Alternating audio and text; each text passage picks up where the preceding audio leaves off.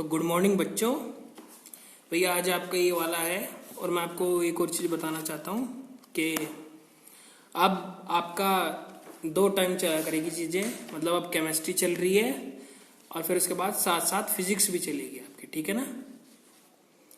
अब ये second chapter ही तो है ना इसका, मतलब दूसरा दो चैप्टर हुआ है इसका, तो दूसरा चैप्टर ये बस मतलब ये भी चलता रहेगा साथ साथ, ठीक है। और इसके साथ साथ हफ्ते में दो सब्जेक्ट चलेंगे आपके, फिजिक्स और केमिस्ट्री, ठीक है। इसके बाद मैं आपको कराऊंगा फिजिक्स, 2 दिन ये चलेगा, 3 दिन एक चलेगा, ठीक है ना। और अगर 6 दिन हो तो 3-3 दिन चलेंगे दोनों, ठीक है। चलो आज मंडे है ना, तो आज तो मैं केमिस्ट्री करा देता हूँ, फिर कल को मैं फिजिक्स कराऊंगा आपकी, ठीक है। हाँ चलो ठीक है। अभी मैंने यही ले ली है, ये दूसरी वीडियो बना रहा हूँ मैं इसकी, ये थोड़ा गड़बड़ कर गई वीडियो, वरना यही बनाता, ठीक है। देखो लॉ ऑफ कांस्टेंट प्रोपोर्शंस, मैंने आपको कल क्या बताया था इसके बारे में। एक हाइड्रोजन है, ऑक्सीजन है, H2O हाइड्रोजन ऑक्सीजन से बना था ना। देखो क्या कह रहा है ये, Lavoisier along with other scientists noted that many compounds were composed of 2 or more elements and each such compound had the same element in the same proportions irrespective of where the compound came from or who prepared it। यानी कि इसका मतलब है एक compound है, जैसे H2O है, H2SO4 है। इसका मतलब ये है कि इस जो पूरे पैराग्राफ का कि उन्होंने नोट किया, किसने, लेवोइजियर और दूसरे साइंटिस्ट ने, कि जो कंपाउंड है वो 2 या 2 से ज्यादा जो भी एलिमेंट के बने हुए होंगे वो उसमें कांस्टेंट प्रोपोर्शंस में ही रहेंगे। जैसे कि H2O में, वाटर में हाइड्रोजन और ऑक्सीजन 1:8 में ही रहेंगे, ये फर्क नहीं पड़ता कहाँ का वाटर है, कहाँ से आया, सोर्स नहीं फर्क पड़ता, कुछ नहीं, जहां वाटर है वो 1:8 में ही आएगा, ठीक है। अच्छा अब ये देखो, मैंने आपको ये वाला एग्जांपल कल बताया था। In a compound such as water the ratio of the mass of hydrogen to the mass of oxygen is always 1:8। Hydrogen और ऑक्सीजन के मास का रेशियो 1:8 होता है, whatever the source of water, कोई भी सोर्स ऑफ वाटर का। Thus if 9 gram of water is decompose, अगर 9 gram of water decompose होगा तो उसमें से 1 ग्राम हाइड्रोजन निकलेंगी और 8 ग्राम ऑक्सीजन हमेशा ही ऑब्टेन होगी, तो कल भी पढ़ा था ना। अब similarly in ammonia, nitrogen and oxygen, ammonia मतलब NH3, ठीक है, NH3, हाँ। तो उसमें क्या होगा, नाइट्रोजन और ऑक्सीजन होते हैं, उसमें क्या होगा कि और always present in the ratio 14:3 by mass. कितना, 14:3 बाय मास। जैसे हाइड्रोजन और ऑक्सीजन का था ना वाटर में, वैसे ही इसका है, नाइट्रोजन का और ऑक्सीजन, वो हाइड्रोजन का जो भी रेशियो है इसमें वो ये है 14:3 अमोनिया में। वट एवर द मेथड और source of from which it is obtained, कोई फर्क नहीं पड़ता किस चीज से बना, कहाँ से बना, कहाँ बना, क्या नहीं बना, ठीक है। This led to the law of constant proportions which is also known as law of definite proportions।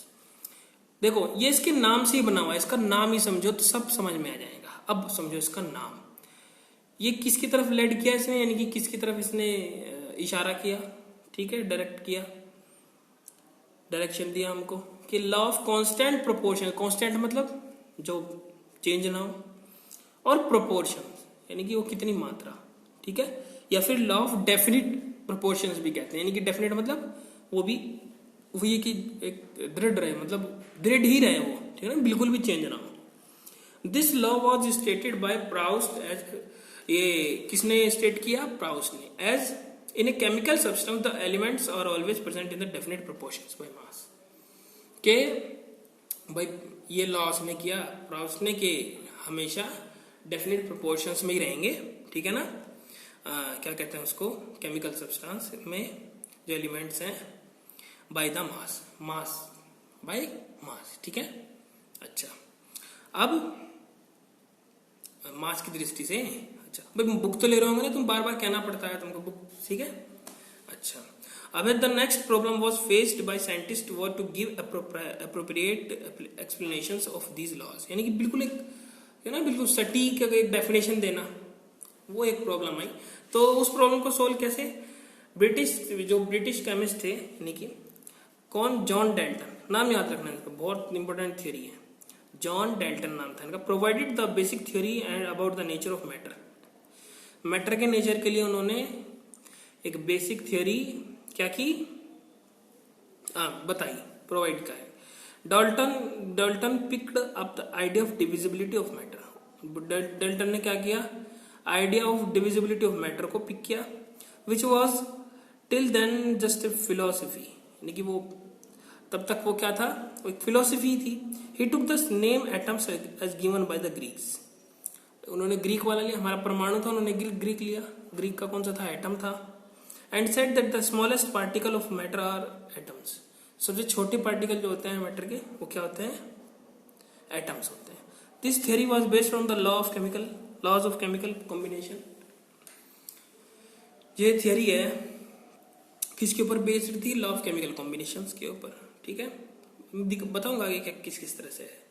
Dalton's atomic theory provided an explanation for the laws of conservation of mass and laws of definite proportion. भाई ये दो laws है ना, इन दो के ऊपर थी ये, कैसे, एक तो ऊपर बताया था law of conservation of mass के mass can neither be created nor be destroyed, और दूसरा क्या था, लॉ ऑफ डेफिनेट प्रोपोर्शंस, ठीक है ना।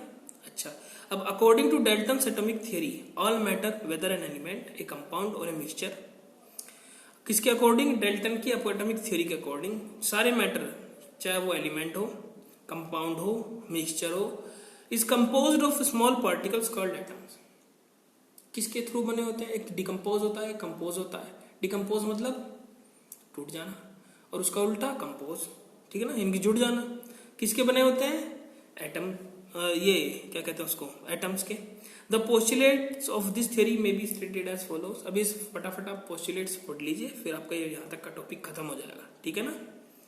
अच्छा, तो all matter is made of very टिनी particles called atoms. सारे मैटर किसके बने होते हैं, बहुत छोटे छोटे पार्टिकल के बने होते हैं, जैसे कि atom, which participate in chemical reaction, जो कि केमिकल रिएक्शन में पार्टिसिपेट करते हैं।